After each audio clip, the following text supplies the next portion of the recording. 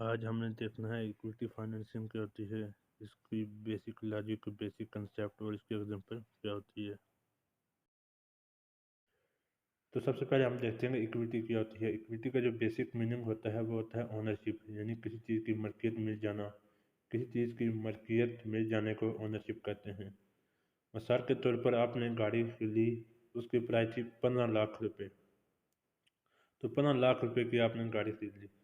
आपके पास जो आपके ज़ाती पैसे थे वो थे 10 लाख रुपए, और 5 लाख रुपए आपने किसी से उधार लेना था।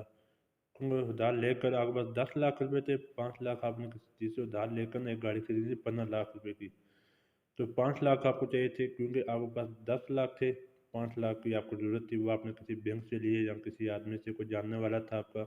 आपने उसे 5 लाख रुपये उधार लेकर 15 लाख की गाड़ी ले ली।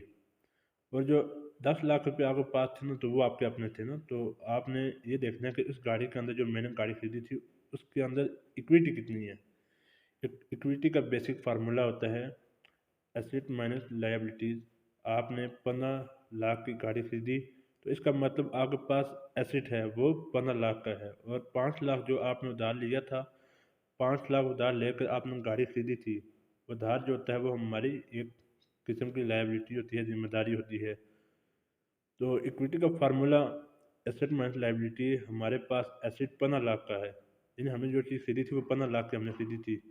मतलब गाड़ी, और जो 5 लाख रुपए हमने उधार लिया था ना, लायबिलिटी मतलब 15 लाख को 5 लाख में से आपने लेस कर दिया, माइनस कर दिया, तो हमारे पास जो लायबिलिटी है वो, तो हमारे पास जो एसेट आएगा ना, वो होता है, वो हमारे पास बचेगा 10 लाख रुपए। क्योंकि हमने उसमें से 5 लाख लेस कर दिए, तो हमारे पास बच गए 10 लाख रुपए। तो जो 10 लाख होगा वो हमारी इक्विटी होगी। इक्विटी जो होती है, equity financing often means issuing additional shares of common stock to an investor।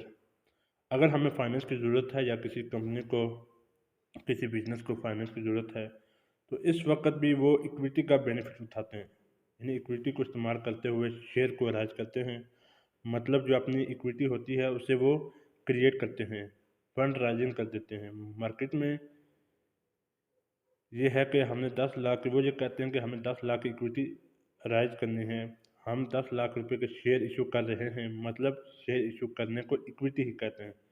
तो जो बंदा शेयर खरीदेगा ना, तो वो एज अ ओनर होगा। और जो बंदा शेयर का ओनर होगा, उसको कंपनी में जितना प्रॉफिट होगा उतना प्रॉफिट उसके शेयर में उसे मिल जाएगा। ये होती है इक्विटी।